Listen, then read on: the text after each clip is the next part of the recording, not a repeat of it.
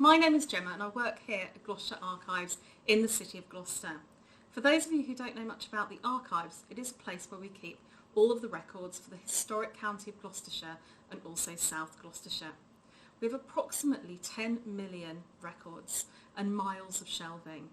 Our oldest document is about 900 years old and our newest is only perhaps a couple of days old, so we're constantly collecting new things.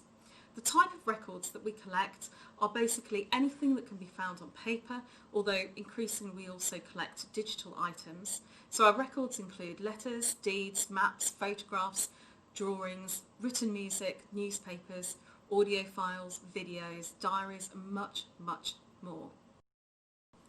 Today I'm going to be showing you a really amazing item from the collection.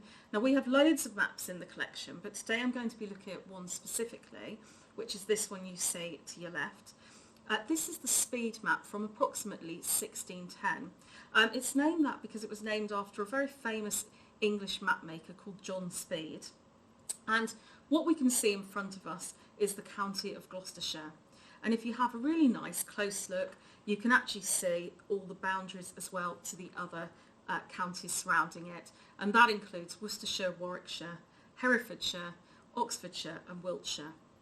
You might first of all notice that it's quite a large map and it's packed with detail. And the reason for this is because it needed to be used by people to find out about places and also to get to places. Today, of course, we're really lucky because we have things like sat-navs and different digital apps that allow us to do that without having to trouble ourselves to look at maps. But really up until quite recently, and I'm talking really just a few years, people were much, much more reliant on maps. So what can we actually see on there? Well, first of all, as you would expect, you can see things like cities, villages and towns. You can also see various buildings across here as well.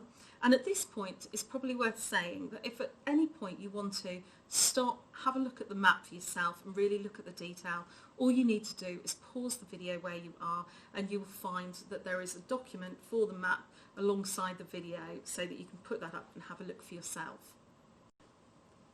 So as I was saying, you can see quite a lot of buildings. They are, as I said, mostly religious buildings. And what that really tells you is that at the time when this map was made, so early 1600s, not only were religious buildings tending to be the grandest, the largest of the buildings you'd see, but also religion was very, very important. We also have a couple of interesting features. On the top corner over here and the bottom corner over here, we actually have two city plans. So the one at the top left hand corner, this is a plan of Gloucester and there's a nice description here. There are also a list of, again, buildings, and again we're talking mainly religious buildings, although there is an exception to that I'll come back to. Down in this one over here we can see the city of Bristol, and again it's listing those important buildings that you might see. If you have a look at them, you might notice one slight difference, which is that the cities, if you know them well, are much smaller back in the early 1600s than they are today, and that is simply because the population was much lower.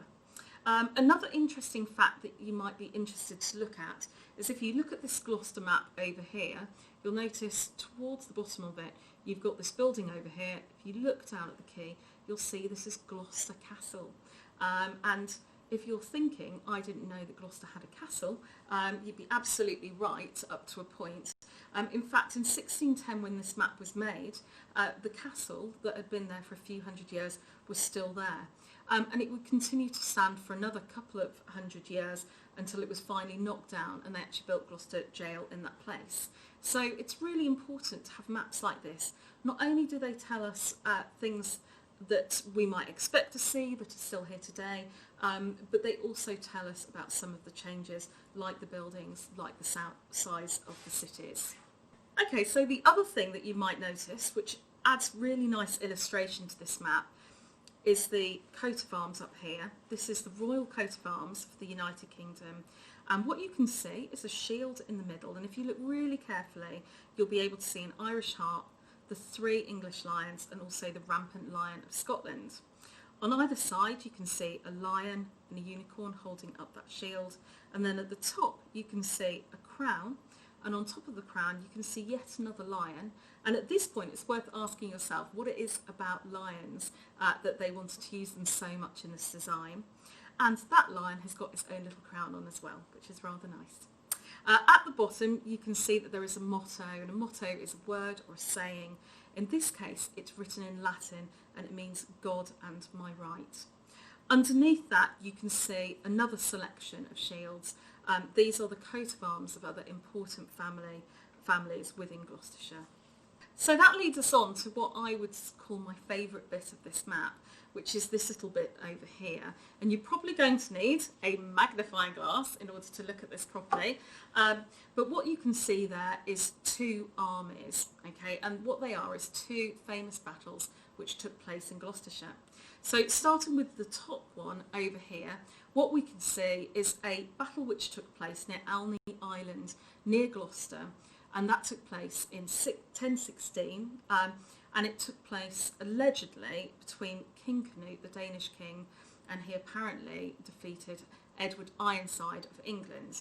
Now we don't know much about this battle, and in fact we're not even sure whether it took place. If we go to the next illustration underneath here, a battle we know a little bit more about. This is the Battle of Tewkesbury, which took place in 1471. So we're still talking 600 years ago, but we do know a little bit more about it.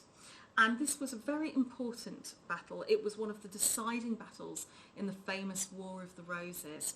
And for those of you who can remember from school, this was when Henry Tudor, so the first of the Tudor kings and queens, actually ended up on the throne. So that is Henry VII. So a really important battle, really interesting to find out about it. And if you want to see it reenacted, you can actually do this at the Medieval Festival in Tewkesbury in July of every year. So that leads us on to the end of looking at this map. And if you want to continue this theme a little bit further, one suggestion is to have your own go at making a map of where you live, including the sort of features and things that you think is very important. Another alternative is to go away and actually research some of the most famous events in Gloucestershire. And if I were you, I'd start by researching the Battle of Tewkesbury. Thanks very much for watching. Bye bye.